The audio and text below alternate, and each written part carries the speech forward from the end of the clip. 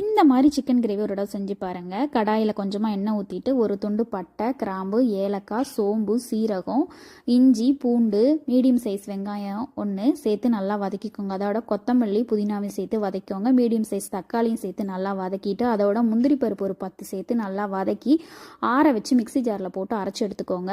அதுக்கப்புறமா ஒரு கடாயில் தேவையான அளவு சிக்கன் சேர்த்துக்கோங்க. சிக்கன் வந்து நான் 1/2 கிலோ எடுத்திருக்கேன். நீங்கள் எந்த அளவுக்கு வேணுமோ அந்த அளவுக்கு எடுத்துக்கோங்க. உப்பு போட்டு நல்லா எண்ணெய் ஊற்றி தண்ணி ஊற்றி வேக வச்சு மூடி வச்சிட்டிங்கன்னா சூப்பராக சிக்கன் வெந்துடும். இந்த பக்கம் கடாயில் வந்து பார்த்திங்கன்னா எண்ணெய் ஊற்றி கருவேப்பிலை போட்டு மல்லித்தூள், மிளகாய்த்தூள், மஞ்சள் தூள், கரம் மசாலா தூளெல்லாம் போட்டு நல்லா அந்த எண்ணெயிலேயே நல்லா வதக்கி விட்டுட்டு நம்ம அரைச்சி வச்சுருந்த பேஸ்ட்டு தக்காளி, வெங்காயம், முந்திரி பருப்பெல்லாம் போட்டு வதக்கணும் பார்த்திங்களா, அதையும் அரைச்சி இதோட சேர்த்துக்கோங்க. தேவையான அளவு மிக்சி கழுவுன தண்ணியும் சேர்த்து சிக்கன் வேக வச்ச சிக்கனை மட்டும் ஃபஸ்ட்டு எடுத்து போட்டு நல்லா அந்த மசாலோட வேக வைங்க. தேவையான அளவு உப்பு போட்டுருங்க. சூப்பரான சிக்கன் கிரேவி ரெடி ஆயிரும். ட்ரை பண்ணி